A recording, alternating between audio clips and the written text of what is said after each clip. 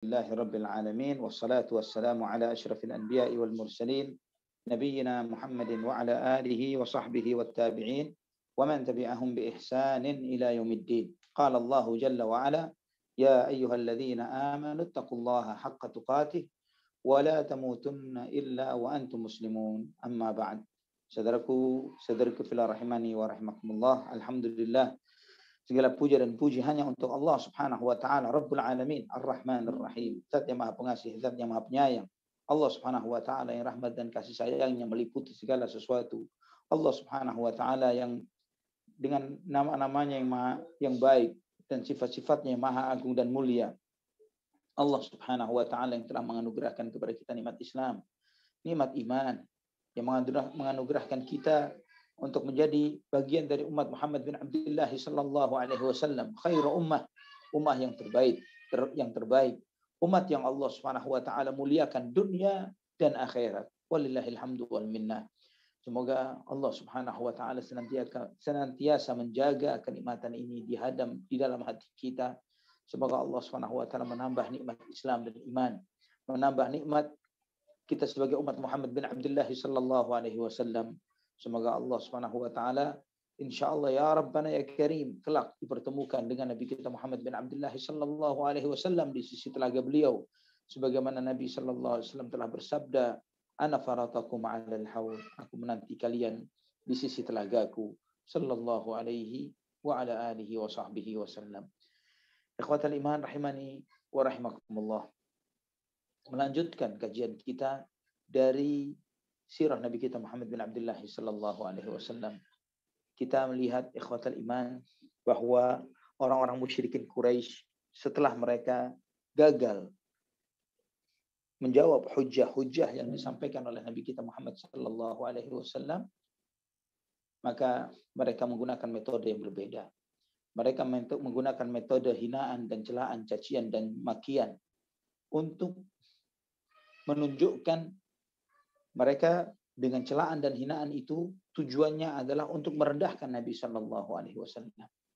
Tapi hinaan dan celaan itu adalah berbalik kepada mereka.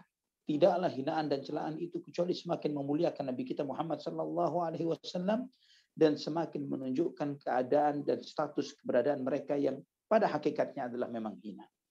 Pada kesempatan sebelumnya, kalau tidak salah, insya Allah yang terakhir kita membahas sosok Al-Walid ibn al-Mughirah.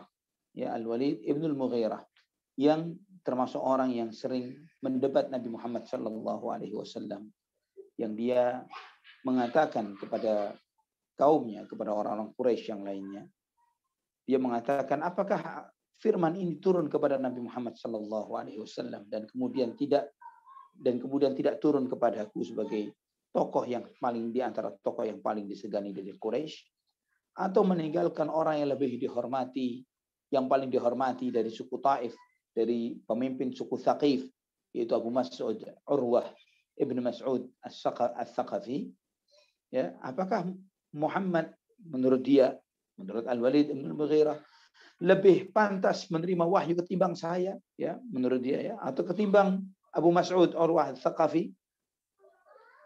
Sampai kemudian Allah Subhanahu wa taala menurunkan firman-Nya di dalam surat Az-Zukhruf ayat 31 sampai 32.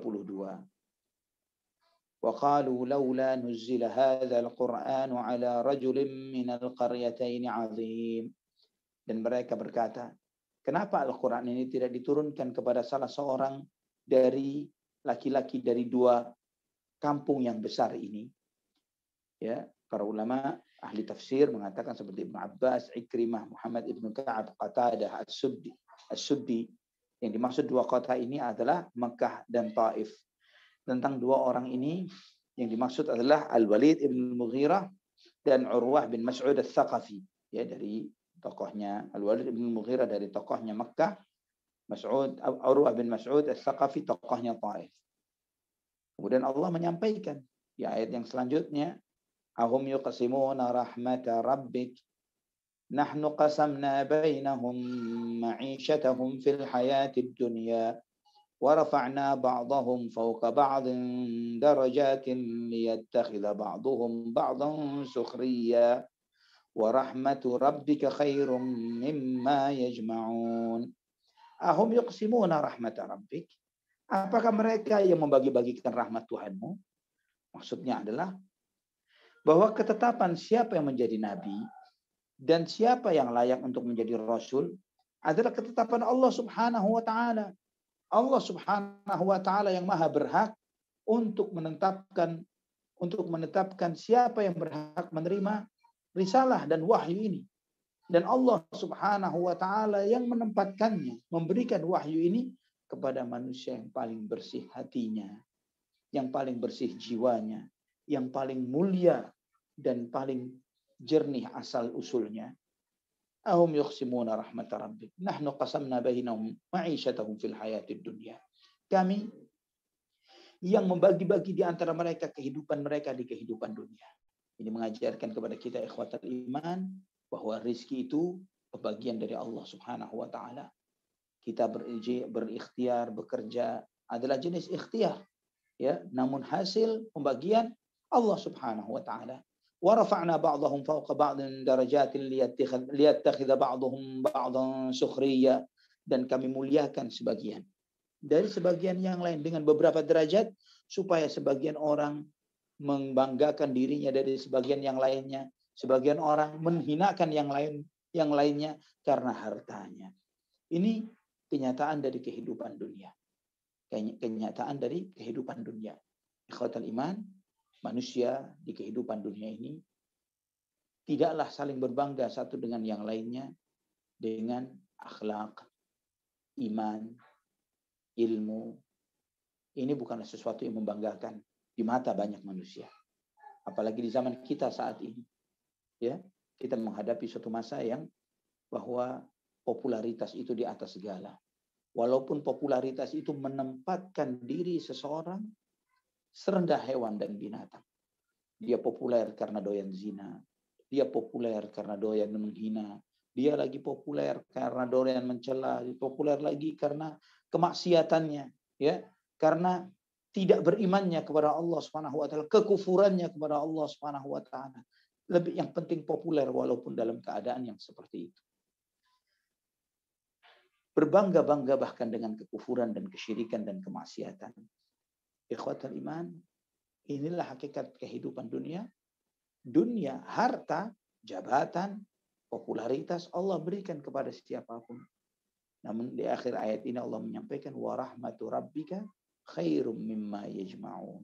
Ya, di surat Az-Zukhruf ayat 31 dan 32, rahmat Tuhanmu lebih baik dari apa yang mereka kumpulkan. Apa rahmat Allah? Apa rahmat Allah Subhanahu wa taala yang Allah berikan kepada kita? Diutusnya Nabi Muhammad sallallahu alaihi wasallam. Al-Qur'anul Karim.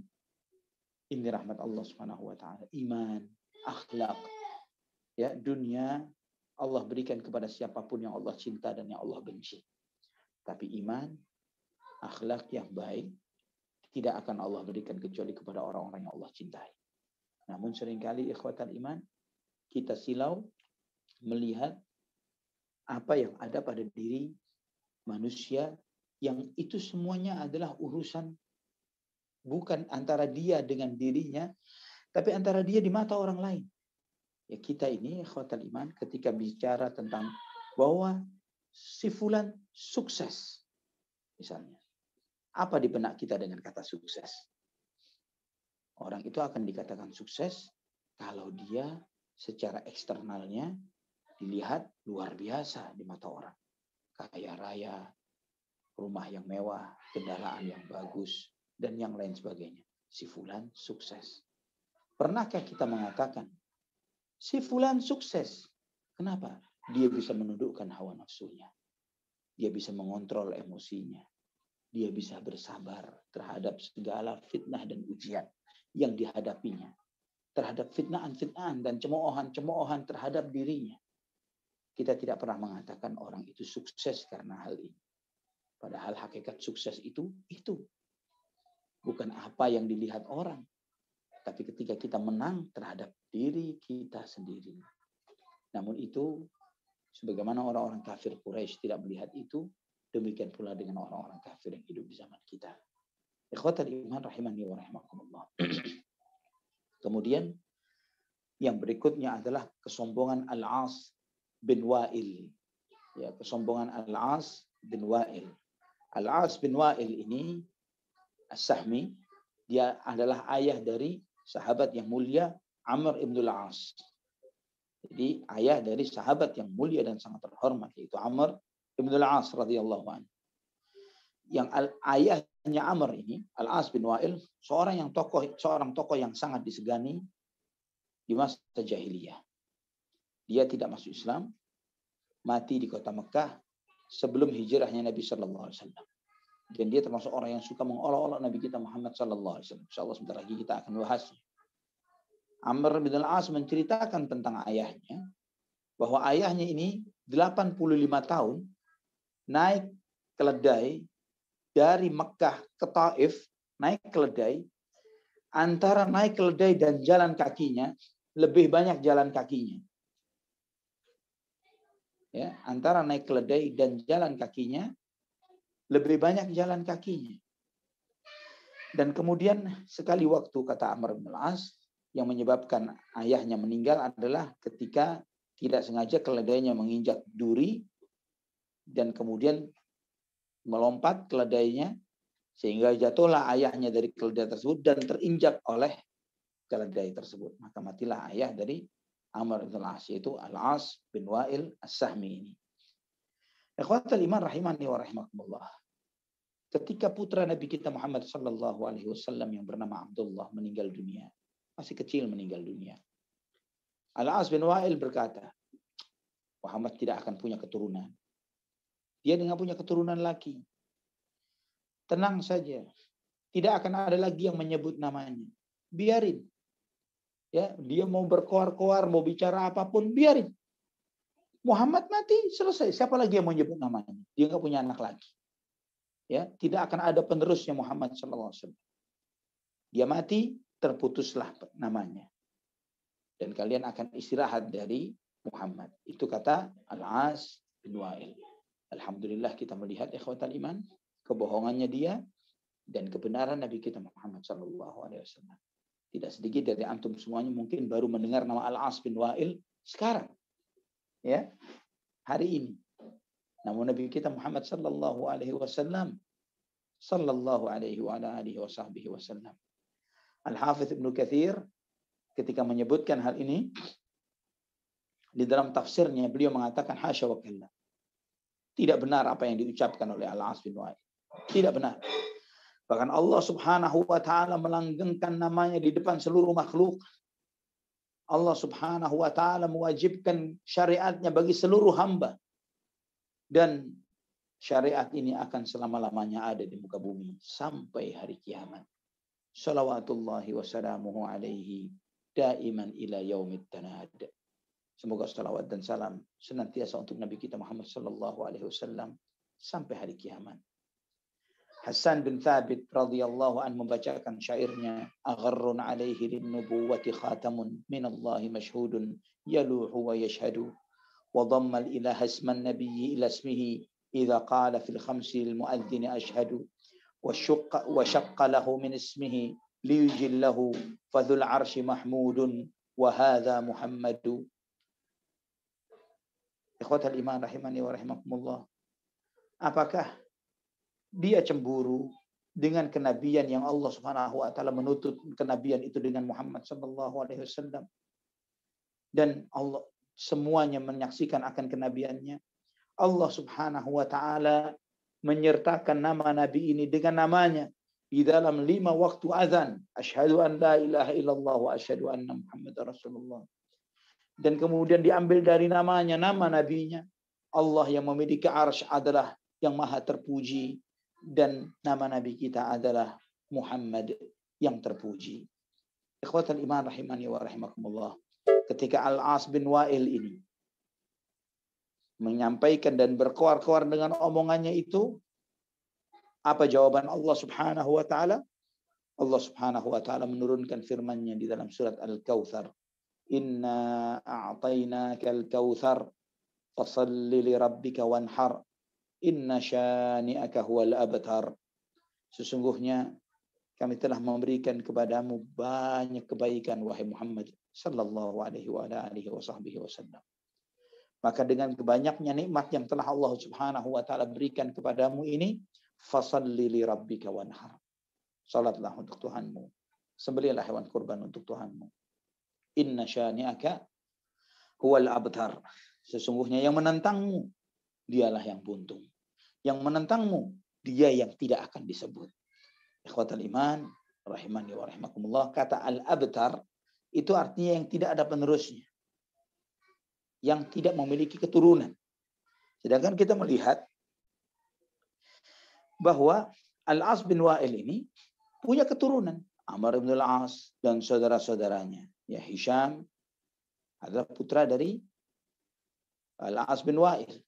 Bagaimana Allah Subhanahu wa taala menyebutkan inna syani'aka huwal abtar, sedangkan sesungguhnya yang mencelamu dialah yang tidak akan disebut nasab keturunannya, sedangkan pada hakikatnya Al-As bin Wa'il punya anak. Jawabannya adalah walaupun Al-As bin Wa'il punya anak, tapi telah terputus hubungan kenasaban antara dia dengan anak-anaknya. Anak-anaknya terpisah dengan ayahnya. Kenapa? Karena anaknya memeluk Islam. Anaknya beriman kepada Rasulullah sallallahu alaihi wasallam. Ya. Anaknya menjadi pengikut Nabi kita Muhammad sallallahu alaihi wasallam.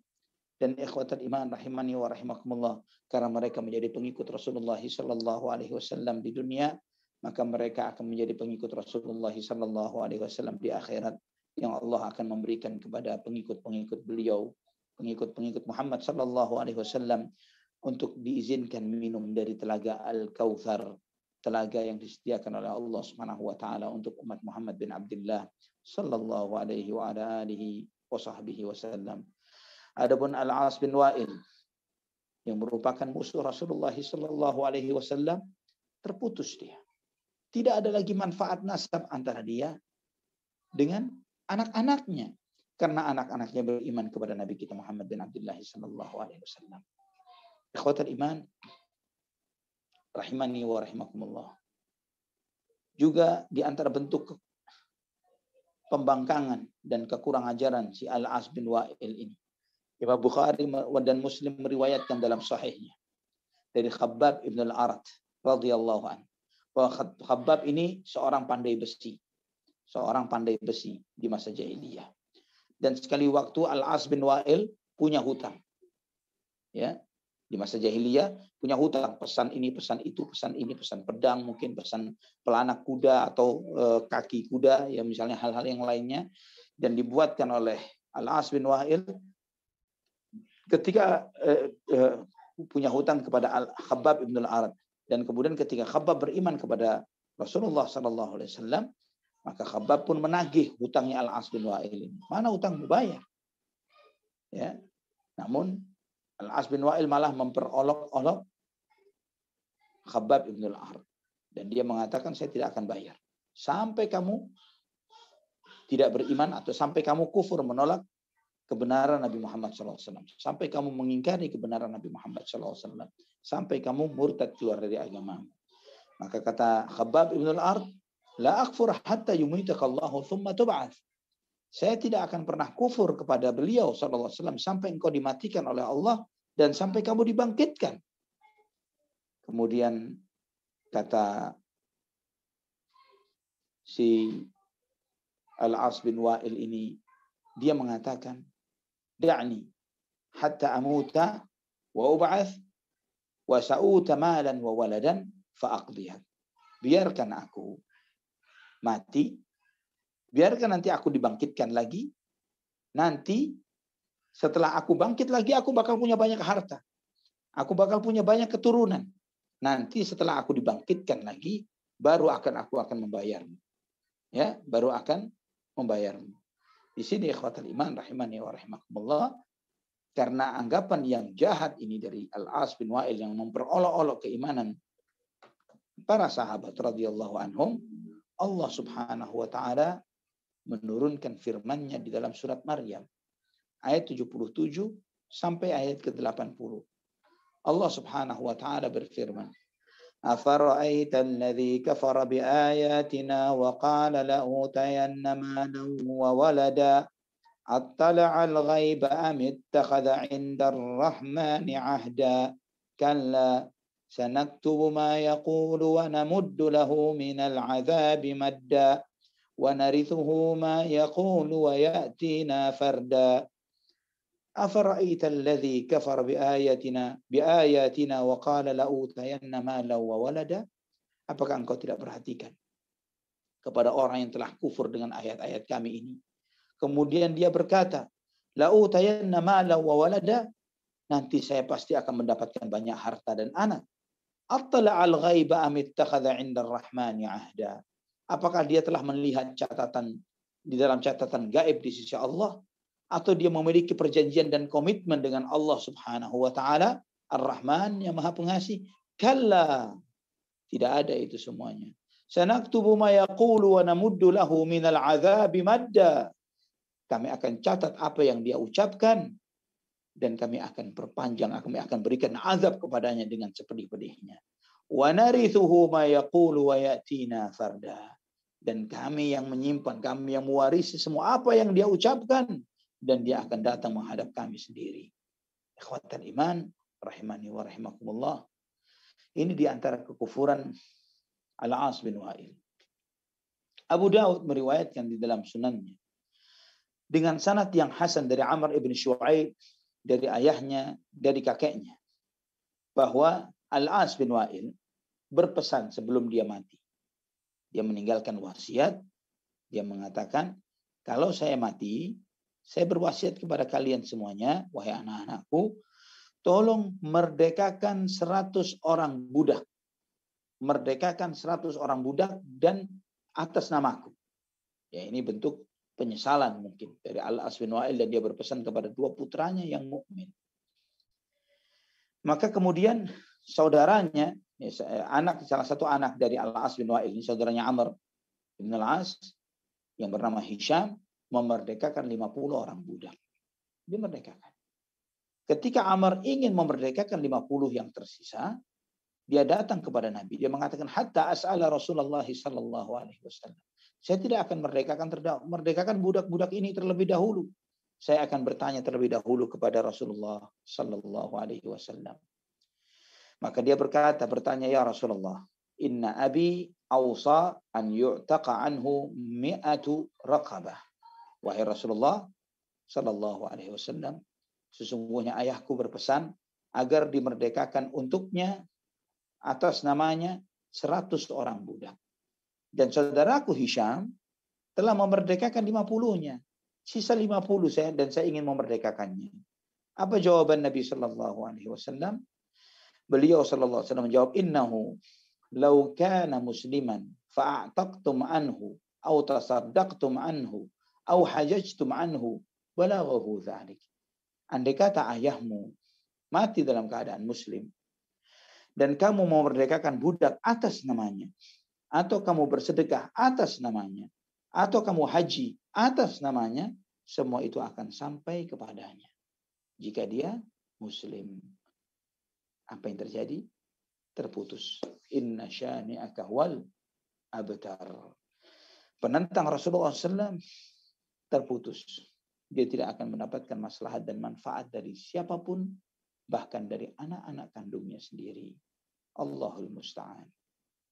Kemudian ada lagi dua orang, yaitu An-Nadhr ibn al-Harith dan Abdullah ibn Ziba'ra.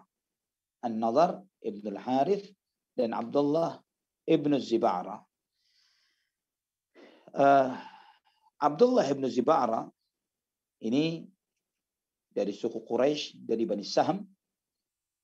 Ya, dan dia termasuk orang yang awalnya sangat menentang Rasulullah sallallahu alaihi wasallam. Dia seorang debater, ya, jago debat yang luar biasa. Sangat fasih cara berbicaranya. Syair-syairnya hebat. Bahkan sampai dikatakan bahwa penyair yang paling hebat di Quraisy adalah Ibnu Ziba'ra ini, Abdullah Ibnu Ziba'ra. Namun subhanallah, ini termasuk rahmat besarnya rahmat Allah Subhanahu wa taala bagi umat ini. Dia masuk Islam di masa Fathu Makkah, Abdullah ibn Ziba'ra ini. Dan Islamnya cukup bagus. Dia datang kepada Nabi Shallallahu Alaihi Wasallam, meminta maaf kepada Rasulullah Shallallahu Alaihi Wasallam, dan Rasulullah Shallallahu Alaihi Wasallam menerima maafnya Abdullah ibn Zib'arah. Ikhwatal iman, semua kisah-kisah sebagian orang-orang yang demikian kuat celaan dan hinaannya kepada Nabi Shallallahu Alaihi Wasallam. Dan kemudian tiba-tiba kita membaca di akhir perjalanan mereka ternyata beriman. Mereka memeluk agama Islam. Mereka diampuni semua dosa-dosanya yang telah lalu. Kita tidak bisa membayangkan seberapa lapang dada Nabi kita Muhammad sallallahu alaihi wasallam dan seberapa besarnya rahmat Allah Subhanahu wa taala untuk umat ini. Begitu luas dan besarnya ampunan Allah untuk umat ini. Allahu akbar. Andai kata kita di posisi Nabi sallallahu alaihi wasallam, belum tentu kita mau menerima keislaman mereka. Belum tentu kita mau menerima mereka bersyahadat. Bisa jadi kita penggal kepalanya sebelum dia bersyahadat. Sudah syahadat di tengah jalan, sebelum selesai kita penggal bisa jadi kepalanya. Namun tidak dengan rahmat Allah Subhanahu wa taala. Tidak dengan Ar-Rahmanur Rahim, Al-Ghafurur Rahim. Ikhwatal iman rahimani wa rahimakumullah. At-Tahawi meriwayatkan dalam Mushkilul Athar dengan sanad yang hasan dari Ibnu Abbas radhiyallahu anhu. Ketika Nabi sallallahu alaihi wasallam sekali waktu duduk dengan beberapa tokoh-tokoh Quraisy, di antaranya Al-Walid ibn Al-Mughirah, ya, dan juga ada An-Nadhr ibn Al-Harith. An-Nadhr ibn Al-Harith ini ya termasuk jago debat di antara orang-orang Quraisy. Dan tidak sedikit dari tokoh-tokoh Quraisy ada di situ. Terjadi diskusi antara Nabi sallallahu alaihi wasallam dengan mereka. Kemudian An-Nadhr ibn Al-Harith mendebat Nabi sallallahu alaihi wasallam, dihadapi oleh Nabi sallallahu alaihi wasallam sampai An-Nadhr ibn Al-Harith tidak bisa bicara. Terbungkam. Dan kemudian Nabi sallallahu alaihi wasallam kemudian membacakan firman Allah di dalam surat Al-Anbiya ayat 98 sampai 100. Innakum wa ma ta'buduna min dunillahi hasabu jahannam antum laha waridun. لو كان هؤلاء آلهة ما وردوها وكل فيها خالدون لهم فيها زفير وهم فيها لا يسمعون. Nabi SAW membacakan firman Allah dalam surat Al-Anbiya ayat 98 sampai 100 ini. Innakum wa ma ta'buduna min dunillahi hasabu jahannam antum laha waridun. Sesungguhnya kalian wahai orang-orang kafir Quraisy dan semua yang kalian sembah selain Allah, semuanya akan menjadi bahan bakar neraka jahanam. Dan kalian semuanya akan digiring ke sana. Lau kana haula'i alihatan ma waraduha. Andai kata yang kalian sembah itu Tuhan-Tuhan yang sebenarnya, niscaya mereka tidak akan masuk neraka. Wa kullun fiha khalidun. Semuanya yang disembah dan yang menyembah kekal di dalam api neraka. Lahum fiha zafiru wa hum fiha la yasma'un. Bagi mereka suara lolongan dan teriakan. Dan mereka tidak mendengar. Allahu Akbar. Kemudian Nabi SAW pergi setelah membacakan ayat-ayat ini. Setelah bisa membungkam An-Nadhr ibn Harith, Nabi SAW pergi. Tidak lama datanglah Abdullah ibn Zib'arah as-Sahmi ini. Radhiyallahu anhu. Namun pada saat itu dia masih kafir. Masih menentang Nabi SAW. Dia duduk. Kemudian Al-Walid ibn Al-Mughirah berkata kepada Abdullah ibn Zib'arah, Wallahi maqam An-Nadhr ibn Al-Harith li ibn Abdul Muttalib anifan wa maqa'an. Kata Al-Walid ibn Al-Mughirah, An-Nadhr ibn Al-Harith benar-benar tidak bisa menjawab apapun apa yang disampaikan oleh putra Ibn Al-Muttalib. Yang maksudnya adalah Rasulullah SAW. Muhammad telah mengatakan bahwa kita dan semua yang kita sembah akan menjadi bahan bakar api neraka. Maka Abdullah ibn Zib'arah mengatakan, dia berkata seperti itu kepadamu? Iya, dia berkata seperti itu. Wa amma wallahi la wajadtuhu la khasamtuhu. Kalau saya ada, kata Abdullah bin Zib'arah, saya akan debat Muhammad SAW dan dia akan kalah dariku. Fasalu Muhammadan. Silakan tanya kepada Muhammad. Akullu ma yu'bad min dunillahi fi jahannam aman abadahu. Tanyakan kepada Muhammad, benarkah menurut dia semua yang disembah selain Allah semuanya bakal masuk neraka beserta para penyembahnya? Jika dia benar, bukankah kita juga menyembah para malaikat? Bukankah Yahudi menyembah Uzair? Bukankah Nasrani menyembah Isa putra Maryam? Maka Al-Walid bin, wah ini dalil kuat nih untuk mengalahkan Muhammad sallallahu alaihi wasallam. Semua orang yang di majelis kagum dengan pernyataannya Abdullah bin Zubair. Wah, ini logik banget, ya, ini masuk akal dan Muhammad tidak akan bisa menjawab pertanyaan ini. Pasti dia akan kalah dan speechless, ya, tidak akan bisa bicara dengan dalil yang disampaikan oleh Abdullah bin Zubair ini. Maka ikhwatal iman rahimani wa rahimakumullah, disampaikanlah perkataan Abdullah bin Zubair kepada Rasulullah sallallahu alaihi wasallam dan kemudian Nabi sallallahu alaihi wasallam menjawab, "Kullu man ahabba an yu'bada min dunillahi fahuwa ma'a man 'abadahu. Innahum innama ya'buduna asyayatin wa man amaratuhum bi'ibadatihi." Barang siapa yang suka untuk disembah selain Allah, dia memang memposisikan dirinya sebagaimana sebagian tokoh-tokoh agama. Dia senang untuk disanjung-sanjung dan dicari berkahnya, dikeramatkan, ya. Dan orang mendengarkan apa yang dia ucapkan, titah dan perintahnya, fatwanya, seperti seseorang mendengarkan qala Allah wa qala Rasul. Senang jika perkataannya tidak dibantah dan sangat emosi dan marah ketika ditentang. Mereka-mereka yang memposisikan dirinya sama seperti Allah Subhanahu wa taala. Setiap orang yang suka untuk disembah selain Allah, maka dia akan dilemparkan ke dalam api neraka bersama yang disembahnya. Pada hakikatnya mereka tidak menyembah nabi-nabi itu dan malaikat itu. Mereka menyembah syaitan. Mereka menyembah yang menyuruh mereka untuk menyembah syaitan-syaitan itu. Maka kemudian Allah Subhanahu wa taala menurunkan firman-Nya di surat Al-Anbiya ayat 101 dan 102. Ya, selanjutnya dari ayat tadi.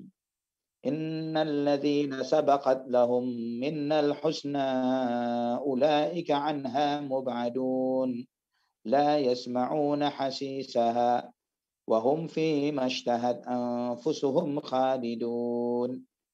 Innal ladzina sabaqat lahum minnal husna ulaika anha mub'adun. Sesungguhnya orang-orang yang telah Allah tetapkan kebaikan di sisi kami, mereka dijauhkan dari api neraka. Maksudnya di sini para malaikat, para nabi adalah orang-orang yang telah ditetapkan sebagai di sisi Allah sebagai orang-orang yang mulia. Ulaika anha mub'adun. Mereka ini yang dijauhkan dari api neraka. La yasma'una hasisaha wa hum fi mashtahat anfusuhum khalidun. Mereka tidak akan mendengarkan sedikit pun dari lolongan, teriakan, pekikan, rintihan dari semua penghuni neraka. Bahkan mereka sebaliknya, semua apa yang mereka inginkan mereka akan dapatkan dan mereka kekal di dalam surganya Allah Subhanahu wa taala. Di sini maksudnya adalah Isa putra Maryam, Uzair alaihi wassalatu wassalam, dan tokoh-tokoh agama yang di masa-masa terdahulu yang disembah, sedangkan mereka tidak ridha untuk disembah. Mereka adalah orang-orang yang ahli ibadah, maka mereka dijauhkan dari azab Allah Subhanahu wa taala. Adapun tokoh-tokoh agama, para pendeta, rahib, para rabi, yang mereka memang memposisikan dirinya sebagai tokoh-tokoh kesesatan dan memperbudak, memperhambakan pengikut-pengikutnya, mereka yang akan masuk ke dalam api neraka beserta para pengikutnya. Ikhwatal iman rahimani wa rahimakumullah. Dan terkait Nabiullah Isa putra Maryam alaihi salam, hal ini apa yang disampaikan oleh Abdullah bin Zubair ini sangat mengagumkan Al-Walid bin Al-Mughirah. Dan terkait dengan ini Allah Subhanahu wa taala menurunkan firman-Nya di surat Az-Zukhruf ayat 57 dan seterusnya. Walamma dhuriba ibnu Maryam mathalan idza qaumuka minhu yasiddun wa qalu alihatuna khairun amhu ma dharabuhu laka illa jadala bal hum qaumun khasimun. Ketika Isa putra Maryam dijadikan sebagai sebuah perumpamaan, maka tiba-tiba kaummu pun bertepuk tangan. Ya, ini hujjah, ini kebenaran. Yang menurut mereka mustahil Isa putra Maryam masuk neraka, karena Nabi Muhammad mengklaim sebagai saudaranya sesama nabi, sebagai hamba Allah Subhanahu wa taala. Dan mereka juga mengatakan waqalu alihatuna khairun amhu, ma darabuhu laka illa jadala bal hum qaumun khasimun. Apakah yang kami sembah lebih baik atau dia? Yang kami sembah, kata orang-orang Quraisy, di antara yang kami sembah para malaikat. Mana yang lebih baik? Antara malaikat dengan Nabi Isa? Ya, Allah Subhanahu wa taala menjawab, bal hum qaumun khasimun. Mereka ini cuma hanya ingin berbantah-bantahan saja. Hanya ingin debat kusir. Yang penting melawan, bukan mencari kebenaran. Nah, di saat itulah ikhwatul iman rahimani wa rahimakumullah, selanjutnya Allah Subhanahu wa taala berfirman tentang Nabiullah Isa alaihissalam di dalam ayat-ayat yang selanjutnya. Allah berfirman, in huwa illa 'abdun an'amna 'alaihi wa ja'alnahu mathalan li bani Israil. Walau nasha'u laja'alna minkum malaikatan fil ardi yakhlufun. Wa innahu la'ilmun lis-sa'ati fala tamtarunna biha wattabi'un. Hadza siratun mustaqim. In huwa illa 'abdun an'amna 'alaihi wa ja'alnahu mathalan li bani Israil. Isa putra Maryam tidak lain hanyalah seorang hamba yang kami beri nikmat kepadanya berupa risalah, dan jadilah dia seorang rasul dan nabi. Wa ja'alnahu mathalan li bani Israil, dan kami jadikan Nabi Isa sebagai tanda kebesaran Allah bagi Bani Israel. Walau nasha'u laja'alna minkum malaikatan fil ardi yakhlufun. Jika kami mau, kami bisa menjadikan bagi kalian di muka bumi para malaikat yang silih berganti satu dengan yang lainnya. Wa innahu la'ilmun lis-sa'ah fala tamtarunna biha wattabi'un. Dan sesungguhnya Isa putra Maryam adalah salah satu tanda hari kiamat. Maka janganlah kamu pernah ragu tentang hal itu dan ikutilah aku. Hadza siratun mustaqim. Inilah jalan yang lurus. Surat Az-Zukhruf ayat 59 sampai 61. Allah Subhanahu wa taala menyebutkan tentang Nabiullah Isa, wa innahu la'ilmun lis-sa'ati fala tamtarunna biha. Sesungguhnya Nabi Isa adalah tanda di antara tanda hari kiamat, maka janganlah kamu ragu dengan hal itu dan ikutilah aku. Sebagian orang-orang Nasrani mencoba memplesetkan ayat ini dengan mengatakan bahwa Nabi Isa tahu hari kiamat. Diplesetkan artinya. Yalah ilmu tentang hari kiamat. Artinya Nabi Isa tahu tentang hari kiamat. Maksudnya mereka seperti itu. Ya, ini sangat tidak nyambung terjemahannya menurut pemahaman mereka yang nyeleneh itu. Padahal menurut Alkitab sendiri, menurut Injilnya mereka sendiri, Nabi Isa atau Yesus menurut mereka tidak tahu kapan kiamat. Anak tidak tahu kapan kiamat. Hanya Bapa saja yang tahu kapan hal itu terjadi. Itu terdapat di dalam kitab suci mereka. Namun mereka memaksakan dengan menyebutkan ayat ini dan mereka takwilkan dengan semau-maunya dengan mengatakan maksud ayat ini adalah bahwa Nabi Isa tahu akan hari kiamat. Sedangkan maksud dari ayat ini, wa innahu la'ilmun lis-sa'ati fala tamtarunna biha wattabi'un. Al-Imam Ibnu Katsir rahimahullah, beliau mengatakan wal muradu bidzalika nuzuluhu alaihi salam qabla yaumil qiyamah. Maksud dari ayat ini adalah turunnya Nabi Isa sebelum hari kiamat. Sebagaimana Allah firmankan di dalam surat An-Nisa ayat 159, wa in min ahlil kitabi illa la yu'minanna bihi qabla mautih. Dan sesungguhnya nanti setiap ahlul kitab akan beriman kepadanya sebelum matinya Nabi Isa. Wa yaumal qiyamati yakunu alaihim syahida. Dan nanti pada hari kiamat Nabi Isa akan menjadi saksi bagi mereka. Dan dalam qiraah yang lain kata Imam Ibnu Katsir rahimahullah terkait dengan ayat ini, wa innahu la'alamun lis-sa'ah. Dan sesungguhnya Nabi Isa adalah salah satu indikasi, tanda, ciri akan dekatnya hari kiamat. Ini yang sebagaimana yang disebutkan oleh Al-Hafidz Ibnu Katsir. Dan juga beliau menyebutkan telah banyak sekali riwayat-riwayat dan hadis yang menyebutkan akan bakal turunnya Nabiullah Isa alaihissalam sebelum terjadinya hari kiamat sebagai seorang pemimpin yang adil dan menerapkan keadilan. Ikhwatan iman rahimani wa rahimakumullah. Riwayat Imam Ahmad di dalam musnadnya dengan sanad yang hasan dari Abdullah bin Abbas radhiyallahu anhu.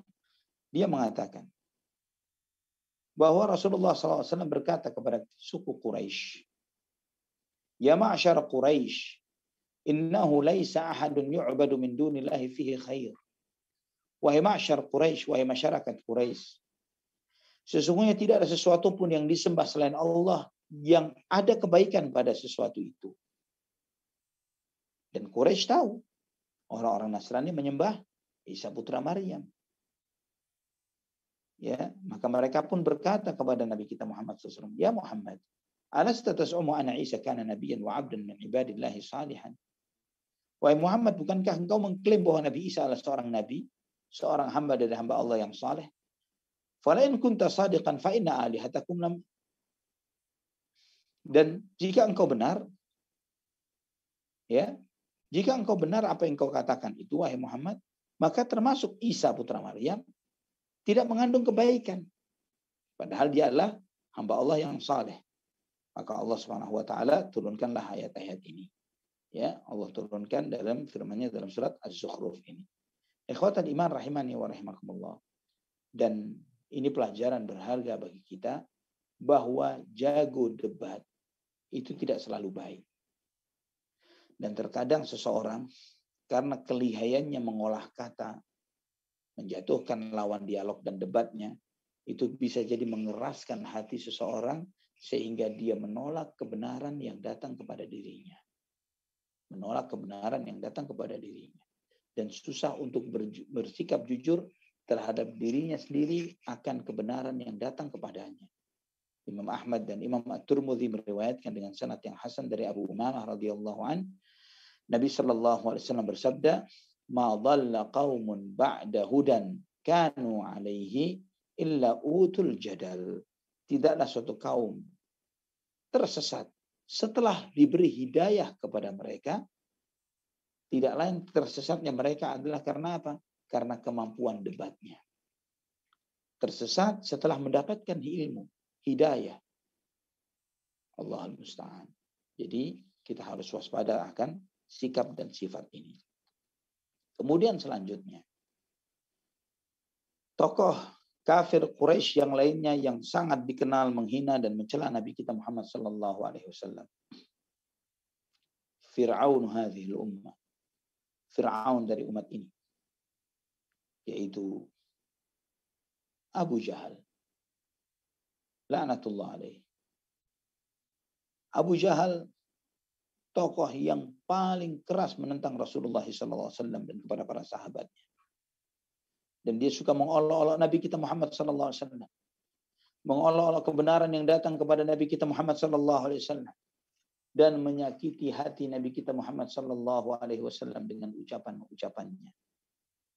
Imam Ahmad meriwayatkan di dalam musnadnya dan juga Al-Imam An-Nasai dengan sanad yang sahih dari Abdullah bin Abbas radhiyallahu anhu. Dia mengatakan, Abu Jahal berkata pada suatu hari, "Wahai masyarakat Quraisy, Muhammad telah menakut-nakuti kita dengan sebuah pohon yang namanya zakum." Dia bilang zakum ini tumbuhnya di neraka. Di neraka dia bilang ada pohon namanya zakum. Padahal neraka itu katanya dari api. Bagaimana ada tumbuhan yang tumbuh di dalam api yang besar? Ini mustahil, ini tidak benar. Dijadikan sebagai bahan tertawaan. Zakum ini, hinaannya, cemoohannya si Abu Jahal ini, la'natullah alaih, ini hanyalah kurma yang dicampur dengan keju atau dicampur dengan yogurt. Kurma yang dicampur yogurt yang kita makan, yang kita kunyah begitu enaknya. Itu zakum. Ini celaan dan hinaan istihza yang dilakukan oleh si Abu Jahal la'natullah alaih. Maka Allah Subhanahu wa taala menurunkan firman-Nya di dalam surat Ad-Dukhan ayat 43 sampai 46. Inna syajarataz zaqqum ta'amul athim kalmuhli yaghli fil butun kaghalyil hamim. Sesungguhnya pohon zakum ini adalah makanan bagi para pendosa. Makanan bagi orang yang banyak berbuat dosa. Kalmuhli yaghli fil butun. Bagaikan nanah yang mendidih di dalam perut yang memakannya. Kaghalyil hamim. seperti mendidihnya air yang mendidih. Ini salah satu contoh tentang dahsyatnya zakum. Dalam Musnad Imam Ahmad dengan sanad yang sahih menurut syarat Bukhari dan Muslim dari Ibnu Abbas radhiyallahu anhuma, Nabi sallallahu alaihi wasallam bersabda, "Lau anna qatratan min az-zaqum qutirat la amarrat ala ahli dunya 'aishahum. Fakaifa man laysa lahum ta'amun illa az-zaqum." Nabi SAW bersabda, andai kata satu tetes dari buah zakum terteteskan ke muka bumi, maka pahitlah segala kehidupan yang ada di muka bumi. Tidak ada manis-manisnya. Semua kehidupan di muka bumi akan pahit karena satu tetes buah zakum. Maka bagaimana dengan orang-orang yang tidak ada makanan kecuali dengan zakum itu saja? Ikhwatal iman.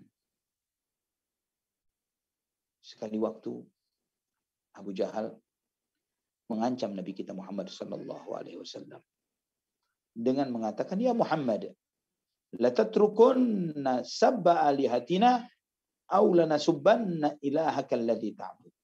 Ya Muhammad, jika engkau tidak berhenti mencela Tuhan-Tuhan kami akan mulai mencela Tuhan yang kamu sembah. Maka Allah Subhanahu wa taala kemudian menurunkan firman-Nya di surat Al-An'am ayat 108, "Wala tasubbul ladzina yad'una min dunillahi fayasubbullaha 'adwan bighairi ilmin."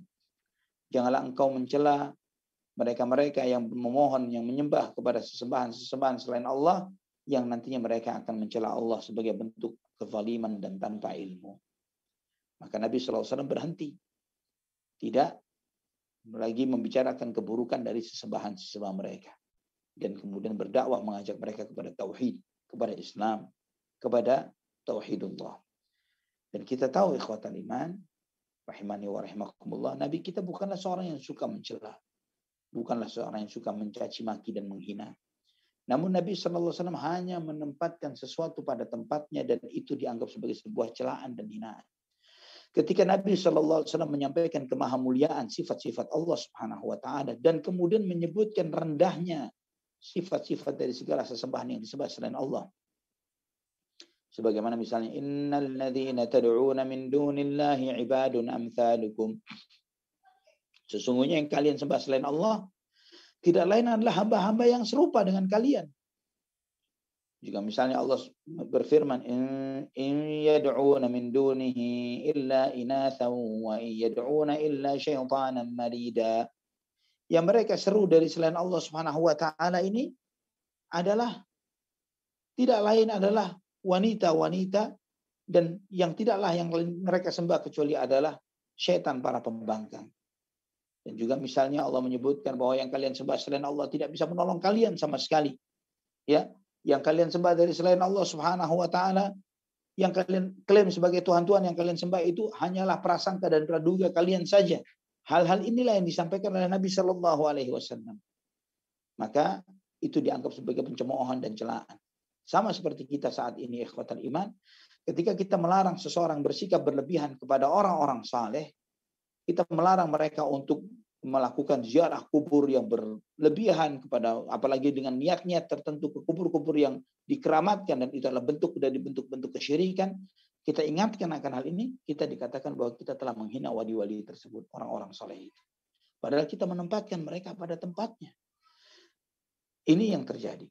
Al-Imam Ibnu Katsir ketika menafsirkan firman Allah di surat Al-An'am ayat 108 ini, beliau menyampaikan Allah Subhanahu wa taala melarang Rasulullah SAW dan orang-orang beriman untuk mencela orang-orang musyrikin karena di dalamnya mengandung sebuah kemaslahatan dan menghindari suatu mafsadat yang lebih besar, yaitu jika dikhawatirkan jika orang-orang musyrikin balik menyerang Allah Subhanahu wa taala, menghina Allah Subhanahu wa taala. La ilaha illahu. Ini adalah salah satu fikih di dalam dakwah ikhwatal iman rahimani wa rahimakumullah, bahwa terkadang kita di dalam berdakwah tidak perlu mencaci, tidak perlu mencela, tidak perlu menghina, ya, tidak perlu menyebutkan apalagi dengan kata-kata kotor dan jelek, ya, kata-kata yang tidak wajar, tidak layak, mengomentari walaupun yang bersifat kufur, maksiat, syirik dan yang lain sebagainya. Sampaikan hujjah, sampaikan kebenaran, ya. dan kemudian sampaikan dengan yang dengan cara yang terhormat. Itu adalah lebih baik ketimbang antum menunjukkan sikap mencela, menghina, mencaci maki yang akibatnya perlawanan mereka begitu kuat terhadap kita dan akhirnya memadamkan dakwah ini dari awalnya. Dan terakhir, sebelum kita buka sesi soal jawab, Ana sampaikan sebuah kisah seorang yang disebut dengan Al-Irashi, seorang dari suku Irash, yaitu satu kabilah dari suku Khath'am. Ya, orang ini sebagaimana dikisahkan oleh Ibnu Ishaq bahwa Abu Jahal dia ini punya hutang ya kepada seorang laki-laki dari Bani Irash ini.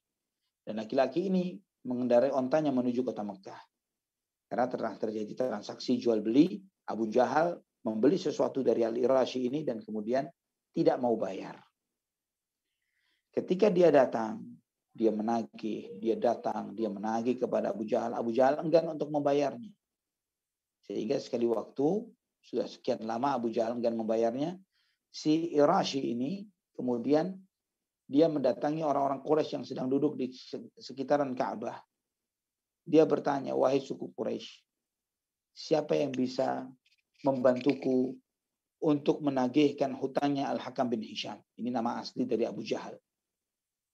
Saya musafir, saya orang asing. Saya datang untuk menagih hutangnya Abu Jahal. Abu Jahal hutang kepada aku. Maka orang-orang kafir yang ada di majelis itu, mereka lihat satu dengan yang lainnya dan mereka melihat Nabi SAW sedang duduk, sedang zikir, sedang ibadah kepada Allah Subhanahu Wa Taala. Dan mereka ingin mengolok-olok Nabi SAW karena mereka tahu permusuhan Nabi SAW dengan Abu Jahal. Ya, maka mereka ingin mentertawakan Rasulullah SAW karena mereka pasti yakin Rasulullah pasti akan dimentahkan begitu saja oleh Abu Jahal ketika datang menagih, apalagi bukan untuk haknya, hak orang lain. Mereka berasumsi seperti itu. Maka orang-orang di majelis itu pun menunjuk kepada Nabi Muhammad SAW. Orang itu yang akan mengantarkanmu ke rumah Al-Hakam bin Hisham, ya, si Abu Jahal. Maka kemudian si Irashi ini pun datang kepada Nabi SAW dan mengatakan, wahai hamba Allah, sesungguhnya Al-Hakam ibnu Hisham telah menyepelekan hutangnya kepada aku. Sedangkan saya orang asing, saya musafir. Saya bertanya kepada mereka yang ada di sana, siapa yang bisa membantuku untuk menagihkan hutangnya Al-Hakam ibnu Hisham atau Abu Jahal ini agar aku bisa mendapatkan hakku dan aku mau memanfaatkan hartaku tersebut. Dan mereka menunjukkanku kepadamu. Semoga Allah merahmatimu. Maka Nabi SAW setelah mendengar apa yang diucapkannya, ayo kita ke rumah Abu Jahal. Kita temuin dia. Maka orang-orang melihat, ya, orang-orang Quraisy melihat, ternyata Muhammad merespon, ya, pergi bersama orang tersebut untuk menagih hutangnya Abu Jahal. Kita lihat apa perlawanan Abu Jahal terhadap Muhammad sallallahu alaihi wasallam. Maka Nabi SAW mengetuk pintu rumahnya Abu Jahal. Ya, ketika Abu Jahal mendengar suara ketukan pintu itu, dia bertanya, siapa? Muhammad, ukhruj ilayya. Siapa? Muhammad. Keluar kamu, wahai Abu Jahal. Maka dia membuka pintunya dengan wajah yang penuh pucat. Tidak ada darah yang tersisa di wajah Abu Jahal. Berubah warnanya. Dan Nabi SAW bersabda, a'ti hadzal rajul haqqahu. Bayar hutangmu. Berikan haknya orang ini. Maka Abu Jahal mengatakan, ya, jangan beranjak, saya akan bayar semuanya. Maka tidak lama dia masuk, dia membayar hak dan memberikan haknya orang tersebut. Kemudian Nabi SAW pergi bersama si Irashi ini dan mengatakan, ilhaq li sya'ni, lanjutkan perjalanan. Maka kemudian Al-Irashi ini balik melewati rombongan orang-orang Quraisy yang lagi masih nongkrong di sana, dan si Irashi ini mengatakan, jazahullahu khairan, faqad wallahi akhadha li haqqi. Semoga Allah membalasnya dengan kebaikan. Dia telah membantuku untuk menagihkan hakku. Maka terkejutlah orang-orang Quraisy. Apa ini Abu Jahal? Begitu saja dia menghadapi Muhammad. Maka ikhwatal iman rahimani wa rahimakumullah, mereka pun mendatangi Abu Jahal. Dan kemudian mereka mengatakan, ya Abu Jahal, ya Al-Hakam, apa kamu ini? Kami terheran-heran dengan sikapmu terhadap Muhammad. Kami kira kamu akan mementahkannya, menghinakannya, mengusirnya, meledeknya, menghinanya. Dan kemudian apa jawaban Abu Jahal? Ikhwatal iman rahimani wa rahimakumullah. Abu Jahal mengatakan, wailak. Ya, kata Abu Jahal, waihakum, wallahi ma huwa illa an daraba alayya bibabi wa sami'tu sawtahu famulitu minhu ru'ba. Demi Allah, kata Abu Jahal, seketika saya mendengar ketukan pintu di rumahku dan aku mendengar suaranya Muhammad, hatiku dipenuhi dengan rasa takut. Dan ketika aku buka pintu itu, aku melihat di belakang Nabi Muhammad ada seekor onta jantan yang demikian besarnya, dan saya tidak pernah melihat onta yang sebesar itu dengan gigi-giginya yang besar seperti akan menerkamku dengan taring-taringnya. Dan wallahi, saya tidak berani dia sampai menerkamku. Ikhwatal iman. Riwayat ini disebutkan oleh Ibnu Hisham di dalam kitab sirahnya, juga oleh Ibnu Ishaq dan yang lainnya. Dan ini masih sebagian, belum semuanya. Masih ada lagi beberapa kisah yang lainnya, termasuk juga insya Allah pada kesempatan yang akan datang kita masih melanjutkan dengan tema yang serupa untuk pertemuan yang ketiga. Allahul musta'an wala haula wala quwata illa billah. Dan itu mengajarkan kepada kita betapa besar hati Nabi kita Muhammad sallallahu alaihi wasallam. Kita akan melihat pada kajian berikutnya bagaimana seseorang yang dikenal dengan jago gulatnya yang bernama Rukanah ibn Abdi Yazid. Yang Rukanah ini jago gulat yang tidak ada seorang pun dari Quraisy yang bisa melawan gulat ya dengannya. Namun Nabi sallallahu alaihi wasallam mengalahkan Rukanah ini dalam 2 dan 3 kali pertarungan. Ya, dalam 2-3 kali duel. Dan alhamdulillah akhirnya Rukanah pun nantinya masuk Islam pada masa Fathu Makkah. Dan juga bagaimana orang-orang Quraisy nantinya mereka mendapatkan ide untuk membenturkan ajaran Nabi Muhammad SAW dengan ajaran Ahlul Kitab. Mereka mencari ide, ya, karena mereka tahu bahwa orang-orang Yahudi tidak beriman kepada Nabi SAW, maka mereka bertanya kepada tokoh-tokoh Yahudi, kita tanya apa? Kita tanya apa kepada Muhammad? Bagaimana untuk menjebak Muhammad SAW? Ya, itu yang mereka coba mencari hal-hal tersebut untuk menjatuhkan martabat Nabi kita Muhammad sallallahu alaihi wasallam, dan itu tidak membuat martabat beliau sallallahu alaihi wasallam untuk jatuh hina dan rendah, namun kita tahu malah semakin membuat mulia Nabi kita Muhammad bin Abdullah sallallahu alaihi wa ala alihi wasallam. Mungkin ini kajian kita pada kesempatan ini. Sebagaimana sebelum kita membahas tentang hinaan dan celaan orang-orang Quraisy terhadap Nabi kita Muhammad SAW, telah Anda sampaikan bahwa ini masih sebagian dari contoh-contoh yang ada. Dan masih ada lagi nanti berikutnya pada kesempatan insyaallah ya Rabbana ya Karim. Pada kesempatan Senin berikutnya kita membahas pada pertemuan yang ketiga, dan insyaallah ya Rabb kita akan mengambil pelajaran. Ya, kita akan mengambil pelajaran. Apa dan bagaimana sikap kita ketika menghadapi cemoohan dan celaan. Karena metode ini adalah metode yang biasa dipakai oleh mereka yang kalah hujjah. Ya, ketika hujjahnya sudah tidak bisa dibawa, tidak bisa ditunjukkan untuk menunjukkan kebenaran mereka, untuk mendukung kebatilan mereka, maka mereka akan menerapkan satu di antara 2 metode. Metode yang pertama mungkin mendiskreditkan kita dengan kekuatan dan kekuasaannya. Atau yang berikutnya, kalau tidak bisa dengan kekuatan dan kekuasaan, maka mungkin dengan hinaan dan cemoohan dan cacian untuk merendahkan pembawa kebenaran ini. Dan itu semuanya tidak akan mempan, tidak akan berfungsi jika kita terus istiqamah, bersabar dan bertakwa memohon pertolongan Allah Subhanahu wa taala. Wallahu a'lam bishawab. Masya Allah. Sangat menarik sekali Ustaz pembahasannya. Dan sangat menarik, dan insya Allah pekan depan mungkin masih akan berlanjut Ustaz. Masih berlanjut, Masya Allah. Selanjutnya, Masya Allah. Selanjutnya kita masuk ke sesi tanya jawab. Sudah ada yang raise hand kepada Muhammad Nugraha. Kami persilahkan.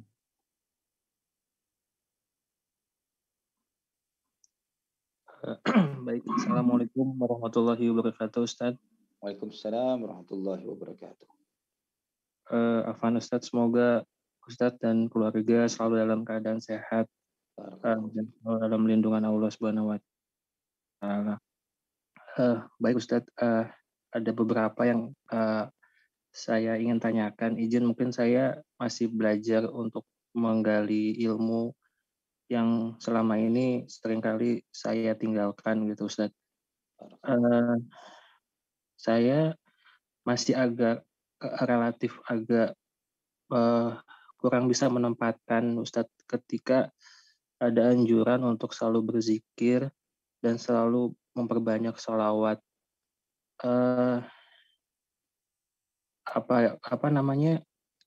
Komposisi yang tepat itu bagaimana Ustaz ya? Jadi kadang-kadang satu sisi ada yang menganjurkan perbanyak berzikir, tapi ada satu sisi ada yang menganjurkan berbanyak bersalawat gitu.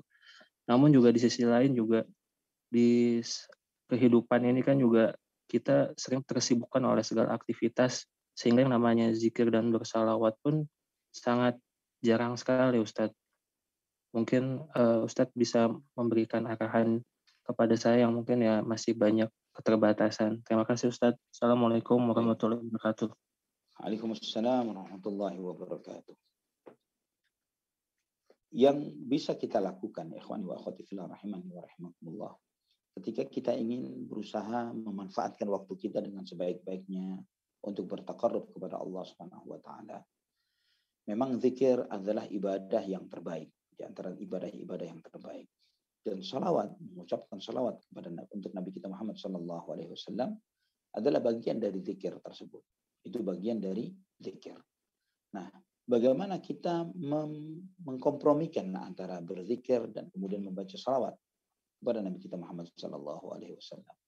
Sebaik-baiknya adalah mengikuti sunnah Nabi sallallahu alaihi wasallam. Ya, mengikuti sunnah beliau sallallahu alaihi wasallam. Jadi, apalagi sebagaimana antum tadi sampaikan bahwa kita masih di tahap belajar, maka cobalah untuk menghidupkan sunnah-sunnah beliau. Seperti apa misalnya? Lakukan zikir dan ibadah yang berkaitan dengan ibadah wajib yang sudah kita jalani. Salat 5 waktu, ada zikir ba'da salat, zikir sesudah salat. Maka istiqamah untuk zikir sesudah salat, sesuai dengan tuntunan Rasulullah sallallahu alaihi wasallam. Kemudian juga ada zikir pagi dan zikir petang, pagi sore. Istiqamahlah dengan itu. Dan kemudian di antara zikir pagi sore itu ada salawat. Ya, ada salawat untuk Nabi kita Muhammad sallallahu alaihi wasallam. Nah, manfaatkanlah ini, kesempatan itu untuk banyak-banyak bersalawat untuk Nabi kita Muhammad sallallahu alaihi wasallam.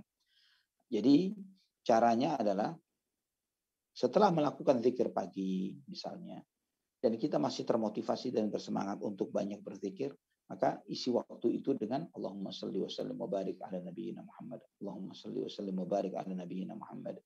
Allahumma salli wa sallim wa barik ala nabiyyina Muhammad. Terus demikian sampai sebisa yang bisa kita baca dan ucapkan untuk berselawat kepada Nabi kita Muhammad sallallahu alaihi wasallam. Wallahu a'lam bishawab. Barakallahu fiik Ustaz atas jawabannya. Wafikum barakallah. Wafikum barakallah. Selanjutnya sudah ada pertanyaan juga dari WhatsApp ke nomor 0812-2272-3457. Untuk akhwat bisa mengirimkan pertanyaannya ke nomor WhatsApp tersebut dengan format pesan nama, pagar kota asal, pagar pertanyaan. Pertanyaannya dari Rozana Umur Rokayah, Malaysia. Bismillahirrahmanirrahim. Semoga Ustadz senantiasa diistiqomahkan di atas keridhaan Allah. Ya karim. Amin ya rabbal alamin. Bertanya terkait surat Al-Lahab yang diturunkan oleh Allah ke atas Abu Lahab. Apakah celaan dan ancaman yang Allah berikan kepada Abu Lahab semenjak dia masih hidup adalah pertanda dari Allah Subhanahu wa taala bahwa Abu Lahab akan selamanya menjadi kafir dan tiada harapan lagi untuk dia bertaubat. Jazakumullah khairan. Barakallahu fikum. Nah, sebagaimana Abu Lahab juga ketika Al-Walid ibn Mughirah misalnya, sa'uslihi saqar wa ma adraka ma saqar la tubqi wa la tathar lawahatun lil bashar 'alaiha 19, saya akan masukkan dia ke dalam neraka saqar. Sebagaimana Allah berfirman terkait dengan Al-Walid ibn Mughirah misalnya, atau tokoh-tokoh musyrikin yang lainnya yang Allah Subhanahu wa taala sebutkan bahwa mereka akan mati dan masuk ke dalam api neraka. Itu semuanya membuktikan dan sesuai dengan apa yang difirmankan oleh Allah, mereka mati dalam keadaan seperti itu, dalam keadaan kafir kepada Allah Subhanahu wa taala.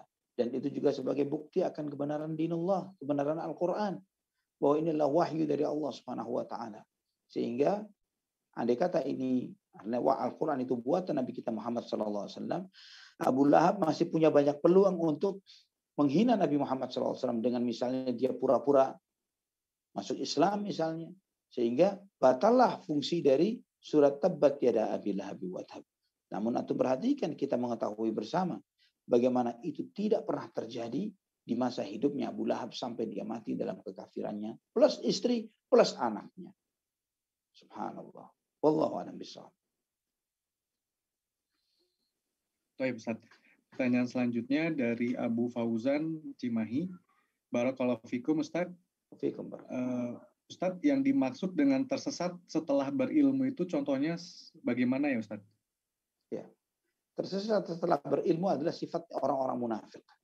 Sifatnya orang-orang munafik. Sudah sampai hidayah kepadanya, kemudian balik arah. Sudah sampai hidayah, namun kemudian balik arah. Itu sifatnya orang-orang munafik. Sudah tahu kebenaran Quran, kebenaran sunnah Nabi Shallallahu Alaihi Wasallam, namun masih menyimpan sifat kekafiran di dalam hati. Ya, itu adalah bagaimana dicontohkan banyak dari orang-orang dan tokoh-tokoh orang-orang munafik yang mereka menutupi kebenaran Islam, kebenaran Al-Quran, kebenaran sunnah Nabi Shallallahu Alaihi Wasallam, dan mereka menggantinya di dalam hati mereka dengan kebencian terhadap itu semuanya, dan lebih memilih kepada kekafiran dan kekufuran. Wallahu a'lam bishawab. Oke, Ustaz, selanjutnya dari raise hand ada Akhi Amril Tanjung. Nah. Tafadhol. Assalamualaikum warahmatullahi wabarakatuh, Ustaz. Waalaikumsalam warahmatullahi wabarakatuh. Saya bertanya, apa kitab sirah yang berbahasa Indonesia atau terjemahan kira-kira yang bagus, lengkap dan sahih itu apa, Ustaz? Satu lagi, Ustaz. Tadi mungkin koreksi atau sekalian bertanya, ini tadi Ustaz menyebutkan Hakam bin Hisham. Ya. Apakah yang dimaksud itu Amr bin Hisham Abul Hakam, Ustaz? Nama Abu Jahal, Ustaz. Ya. Allah ya barik. Waalaikumsalam warahmatullahi wabarakatuh. Buku sirah yang baik dan berbahasa Indonesia ada beberapa ya, ada beragam ya. Di antaranya mungkin ada buku yang ditulis oleh salah seorang ulama Indonesia, Kiai Haji Munawar Khalil. Anda tidak tahu apakah masih ada terjemahannya, masih ada bukunya di pasaran atau tidak, yang dengan judul Kelengkapan Tarikh. Ya, Kelengkapan Tarikh. Ini ada kurang lebih 3 jilid kalau tidak salah bahasa Indonesianya. 3 jilid. Dan kemudian berikutnya adalah di antaranya buku Rahikul Maktum. Saya tidak mereferensikan hal itu karena Rahikul Maktum di sini adalah buku yang banyak beberapa riwayat-riwayat yang lemah di dalam buku tersebut. Sehingga ada sebuah buku yang diterbitkan tersendiri untuk mengkritisi riwayat-riwayat lemah dalam kitab Ar-Rahikul Maktum. Mungkin Sahih Sirah Nabawiyah, Dr. Akram Dia Al-Umari, Sahih Sirah Nabawiyah yang ditulis oleh Dr. Akram Dia Al-Umari, termasuk buku yang bisa dijadikan sebagai rujukan di dalam hal ini. Dan yang paling lumayan untuk dibaca dan menjadi bahan untuk tafakkur dan murajaah, mungkin di antaranya yang sudah ada terjemahannya adalah Fiqhus Sirah. Fiqhus Sirah, tulisan Profesor Dr. Zaid bin Abdul Karim Az-Zaid. Ya, Fiqhus Sirah yang ditulis oleh Profesor Dr. Zaid bin Abdul Karim Az-Zaid. Dan ini cukup baik, cukup bagus, cukup runtut. Walaupun penyampaian sirahnya tidak terlalu lengkap, tapi beliau banyak menyebutkan fawaid, faedah-faedah dari sesi-sesi sirah yang dikaji. Adapun yang Anda jadikan rujukan adalah Al-Lu'lu'ul Maknun fi Siratin Nabiyil Ma'mun, dan buku ini ada 4 jilid, ya, ada 4 jilid buku sirah. Oleh karena itulah kenapa kajian kita mungkin banyak hal-hal baru yang mungkin antum pernah ngaji sirah yang belum pernah dengar, pernah diterima, ya. Nah, di sini dalam kajian ini adalah antum mendengarnya. Walillahil hamdu wal minnah. Karena penulis hafizahullah menggabungkan dan memunculkan semua riwayat-riwayat dari kitab-kitab sirah yang ada dan merapikannya, kemudian juga menyebutkan kesahihan atau ketidaksahihan dari riwayat-riwayat tersebut. Wallahu a'lam bishawab. Dan benar, barakallahu fikum, Abdul Hakam bin Hisham, yaitu Abu Jahal Abdul Hakam bin Hisham, bukan sekedar Al-Hakam. Barakallahu fikum. Jazakumullah khair. Jazakumullahu khairan. Barakallahu fikum, Ustaz. Wa fikum barakallah. Selanjutnya ada 2 pertanyaan hampir serupa sini. Bismillah, semoga Allah Subhanahu wa taala menjaga Ustadz Ali dan keluarga. Izin bertanya Ustadz, berkaitan dengan berita meninggalnya salah satu tokoh agama Syiah sore tadi, bagaimana sikap sebagai Ahlus Sunnah? Mendiamkannya saja seolah tidak terjadi sesuatu atau mensyukurinya? Apakah dengan melafazkan Alhamdulillah, apakah boleh jika kita mengungkapkan kebahagiaan dengan melafazkan Alhamdulillah? Jazakallahu khair wa barakallahu fiik. Barakallahu fiik. Bukan cuma alhamdulillah, sujud syukur. Ya, bukan cuma alhamdulillah, bahkan kita sujud syukur, walillahil hamd, bersyukur kepada Allah yang membuat dunia ini lebih baik dengan tidak adanya tokoh dari tokoh-tokoh sesat yang menyesatkan. Ini kematian ahlul bid'ah adalah kebahagiaan bagi ahlus sunnah wal jamaah.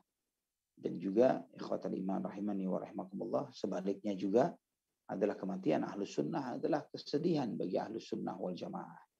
Karena memang hidup ini selalu perseteruan antara Hizbullah dan Hizbus Syaitan, antara tentara Allah, pengikut yang beriman kepada Allah Subhanahu wa taala, dan pengikut-pengikut syaitan. Ini terus tidak akan berhenti sampai dunia dan semua isinya nanti kembali kepada Allah Subhanahu wa taala, dan di akhirat pun Allah Subhanahu wa taala membagikan kita berdasarkan itu, antara yang beriman kepada Allah dan yang tidak beriman kepada Allah Subhanahu wa taala. Jadi sikap Ahlus Sunnah wal Jamaah dengan matinya tokoh dari tokoh-tokoh Ahlul Bid'ah, ya, ingat, tokoh Ahlul Bid'ah bukanlah cuman sekedar yang mengamalkan bid'ah kemudian kita bergembira. Ya, terkadang seringkali kita tidak memahami definisi ahlul bid'ah. Ahlul bid'ah itu bukan sekedar pelaku bid'ah kemudian kita cap dan stempel sebagai ahlul bid'ah. Karena ahlul bid'ah itu yang tahu yang dia lakukan itu bid'ah dan dia tetap bersikukuh dengan kebid'ahannya, bahkan mengajak kepada kebid'ahan tersebut. Jadi ini dai-dainya, ulama-ulamanya, tokoh-tokohnya. Itulah ahlul bid'ah. Adapun orang-orang awam yang terjerumus ke dalam bid'ah, berbuat bid'ah, mereka bukanlah ahlul bid'ah. Mereka adalah orang-orang yang mukhti, yang salah jalan. Yang kita mengasihani mereka, kita berlemah lembut dengan mereka, kita mencoba mendakwahi mereka dengan cara yang ma'ruf. Wallahu a'lam bishawab. Barakallahu fiik Ustaz. Wa fiikum barakallah. Alfon Ustaz, sudah pukul 21.22. Masih ada beberapa pertanyaan. Apakah mungkin kira-kira Ustaz boleh satu lagi mau boleh kita lanjutkan pekan depan atau mungkin beberapa pertanyaan lagi Ustaz? Nah, boleh satu lagi boleh. Ya, mungkin satu lagi bisa ditempatkan kurang lebih nanti berakhir kurang lebih di 21.30-an lah kurang lebih. Satu lagi pertanyaan mungkin insyaallah ya Rabbana. Barakallahu fikum. Baik Ustaz, selanjutnya dari Abu Muhammad di Bandung. Bismillah, barakallahu fikum Ustaz. Wafikum barakallah. Rasulullah Shallallahu Alaihi Wasallam mendoakan kehancuran orang-orang Quraisy yang menghina beliau Shallallahu Alaihi Wasallam. Bahkan memerintahkan membunuh Uqbah bin Abi Mu'id yang menjadi tawanan dalam perang Badar karena penghinaannya ke Rasulullah Shallallahu Alaihi Wasallam. Bagaimana pembelaan kita di masa sekarang ketika mendapati hinaan kepada Rasulullah Shallallahu Alaihi Wasallam dan juga hinaan kepada para sahabat radhiyallahu anhum? Nah, jazakallahu khair Ustaz. Barakallahu fikum. Jazakumullahu khairan. Apa yang dilakukan oleh Nabi Shallallahu Alaihi Wasallam kepada para tawanan perang Badar ini dalam konteks perang, ya, dalam konteks perang, qital. Hukum perang beda dengan hukum damai. Hukum perang beda dengan hukum damai. Perlu dipahami akan hal ini. Sehingga bukan berarti setiap pencemooh dan pencela dan penghina Nabi kemudian kita berlakukan hukum di masa hukum perang. Kita sadar cemoohan dan celaan ini sudah diungkapkan dan disampaikan kepada Nabi kita Muhammad SAW ketika beliau di Mekah. Berapa lama beliau SAW di kota Mekah? 13 tahunan. Sikap apa yang ditujukan oleh Nabi SAW ketika hal itu? Apakah melakukan tindakan makar, melawan, membunuh, demonstrasi, dan yang sebagainya? Tidak. Ya, karena memang posisinya adalah sebagai posisi yang lemah, yang tidak memiliki daulah, tidak memiliki kekuasaan, ya, dan tidak dalam konteks mereka perang dengan Nabi SAW karena Nabi SAW memang tidak memiliki pasukan dan persenjataan. Maka di sini ikhwatal iman rahimani wa rahimakumullah, sikap kita seperti sikap Nabi kita Muhammad SAW ketika di fase Mekah, yaitu dengan bersabar menghadapi cemoohan dan celaan mereka, dan sebaliknya di balik kesabaran kita tetap fokus di dalam beramal dan berdakwah. Fokus di dalam beramal dan berdakwah. Nanti insya Allah pada kesempatan berikutnya kita akan melihat, ya, kita akan mempelajari di antara manfaat bagaimana sikap kita menyikapi para pencemooh dan pencela, terutama pencemooh dan pencela dakwah, dan bagaimana insya Allah ya Rabbana ya Karim kita dimenangkan oleh Allah Subhanahu Wa Taala dari mata-mata mereka yang mencemooh dan mencela kita. Bagaimana caranya? Ya, menurut ajaran Al-Quran dan Sunnah Nabi Shallallahu Alaihi Wasallam, menurut tuntunan Al-Quran yang Allah Subhanahu Wa Taala turunkan kepada Nabi kita Muhammad Shallallahu Alaihi Wasallam di fase tersebut. Wallahu a'lam bishawab. Barakallahu fikum Ustaz. Tadi mungkin pertanyaan terakhir. Nah, selanjutnya mungkin ada penutup Ustaz. Tafadhol. Baik. Ikhwatal iman rahimani wa rahimakumullah. Pembahasan kita masih akan berlanjut insya Allah pada kesempatan berikutnya tentang penghinaan terhadap Nabi kita Muhammad bin Abdullah sallallahu alaihi wasallam. Dan ya Rabb ya Karim, insya Allah pada kesempatan berikutnya jika kita masih memiliki kesempatan waktu, kita akan mengambil pelajaran lagi tambahan terkait dengan bagaimana kita menyikapi hal tersebut. Ya, bagaimana kita menyikapi cemoohan dan celaan dan hinaan. Ketika hal itu memang harus kita hadapi. Namun jika misalnya pada pertemuan akan datang masih belum memungkinkan, maka insya Allah kita akan menambah lagi satu sesi mengenai tentang sikap, ya, bagaimana kita mengambil faedah dari penggalan sirah Nabi kita Sallallahu Alaihi Wasallam pada fase ketika beliau Sallallahu Alaihi Wasallam menghadapi cemoohan dan hinaan ini. Dan ingat ikhwatal iman, sebagaimana tadi Anda singgung sedikit bahwa tidaklah seseorang itu menghina kita sampai dia peduli untuk melihat dan kemudian sampai mencela, mencaci maki, menghina dan lain sebagainya. Tidak lain karena dia melihat kita di atas mereka. Kita di atas mereka. Ketika mereka melihat hal itu, maka mereka mulai ingin merendahkan kita. Namun ketika kita sabar, ketika kita bertakwa, ketika kita insya Allah berusaha untuk istiqamah di jalan Allah Subhanahu Wa Taala, beristiqamah di jalan ibadah, insya Allah kita akan selalu tetap dimuliakan oleh Allah Subhanahu Wa Taala. Wallahu taala ala wa a'lam bishawab. Mungkin sampai di sini. Semoga apa yang kita pelajari semakin menambah kekuatan iman kita dan cinta kita kepada Nabi kita Muhammad bin Abdullah sallallahu alaihi wasallam. Dan kita memohon kepada Allah, ya Rabbana ya Karim, semoga Allah Subhanahu wa taala menjaga keistiqomahan kita di atas agama ini, dan kita dipertemukan dengan Nabi kita Muhammad bin Abdullah sallallahu alaihi wasallam kelak di surganya kelak. Amin ya rabbal alamin. Sampai di sini saudaraku-saudaraku fillah. Semoga Allah Subhanahu wa taala menjaga antum semuanya, menjaga kita semuanya, memberikan keberkahan waktu, umur dan amal. Dan semoga Allah Subhanahu wa taala memberikan kesehatan kepada saudara-saudara kita yang sedang diuji dengan sakit. Semoga Allah Subhanahu wa taala memberikan rahmat dan kasih sayangnya kepada saudara-saudara kita yang menghadap Allah Subhanahu wa taala, diampuni dosa-dosanya dan diterima amal ibadahnya, dan yang ditimpa musibah yang di antara saudara kita yang beriman yang ditimpa musibah dengan wafat karena wabah ini dicatat sebagai mereka yang mati dalam keadaan syahid fisabilillah.